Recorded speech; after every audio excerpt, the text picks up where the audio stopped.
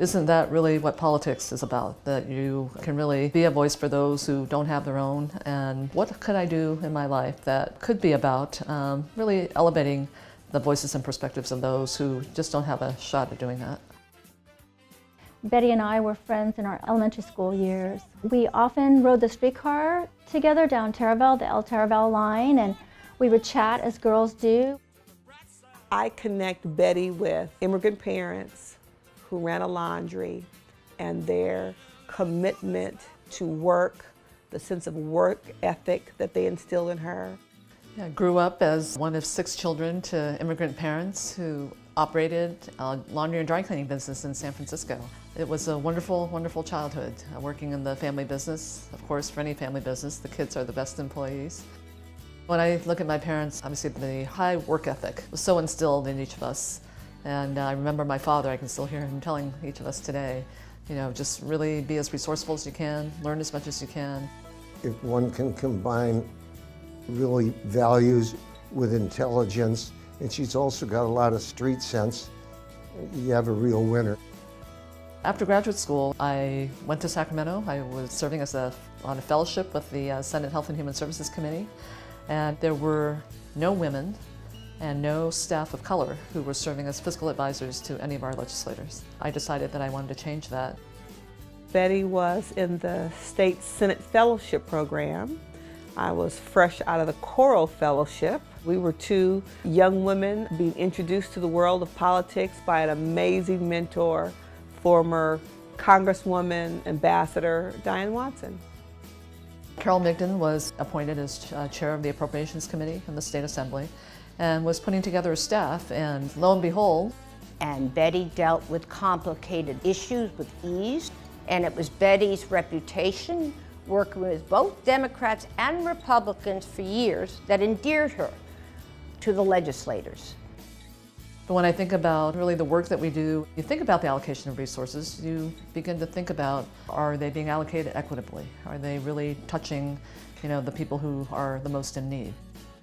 When I was appointed Chief of Staff to Governor Gray Davis, and Betty Yee was the Deputy Director of the Department of Finance, used to describe my office as Chief of Staff as being at the intersection of crisis and the merely urgent. Whenever Betty came in to the office, she exuded a calm, confident air that lowered the temperature. This past week, we saw the intersection of fear and hope, and the courage and heart. The correlation between our financial bottom line and values is something that Betty brings to her job every day. Betty Yee strongly advocated for the Cal Alumni Association to take an active role in advocacy on behalf of the students and on behalf of the university. I've had tremendous opportunities to attend, I think, world-class public schools, and I want that opportunity for every young person. So every opportunity I'm able to get back on campus, to be before students, to advocate for students, I will do that in a heartbeat. She has provided me personally with a lot of mentorship, career advice, and personal advice on how to navigate a space that is completely new to me, and how to still hold my values and keep them intact. Obviously, running a statewide race is daunting. I decided at the end of the day to stay focused on where the votes were going to come from. Betty is just a good old-fashioned, hard-working candidate. She went everywhere. There was not a group too small, a group too large, a group too remote. I was the underdog. Again, I could hear my father's voice, just muster all the resources around you to get across the finish line.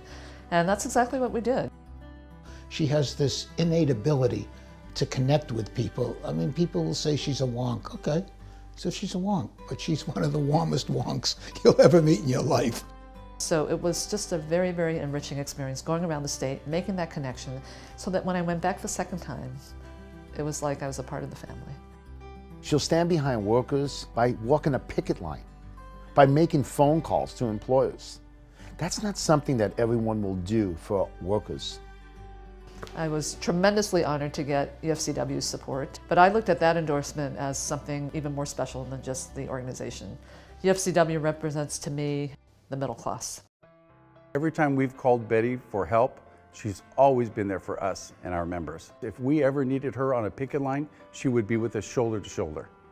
These were the members that supported my family business and gave my parents the ability to be successful in their dry cleaning and laundry business. And now, as a controller and in whatever capacity I'm serving in, when they call, I'm at the ready to be of service to them.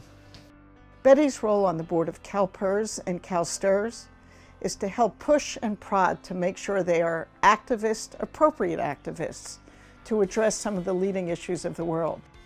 I think there's a myth that if you are really focused on protecting the environment, it's going to harm the ability to grow the economy. I think California has demonstrated the best investments are yet to come when we begin to transition away from a fossil fuel-based economy to a renewable, clean energy economy. Bullshit's a real commodity in politics, and she's not a phony. What you see is what you get. She doesn't tell you what you want to hear. She tells you what her position is on an issue.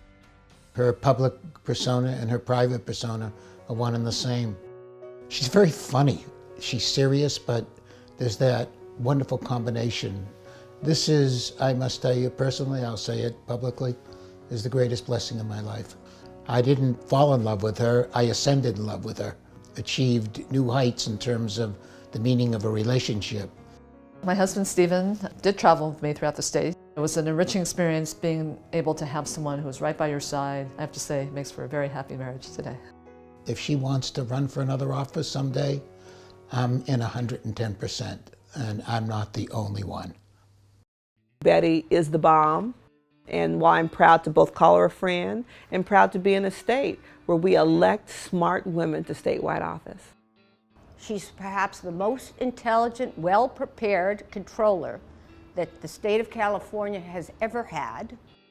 She has the biggest heart in the world, and she's really driven by the principles of social justice, of kindness, of humility, of leadership, of grace.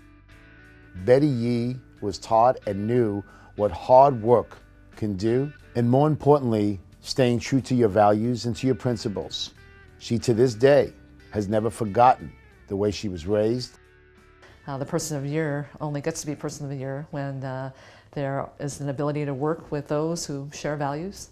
And I'm just truly honored to be able to do this work as California's CFO and going forward and working together with the UFCW. Do you remember when we used to sing? Shut up.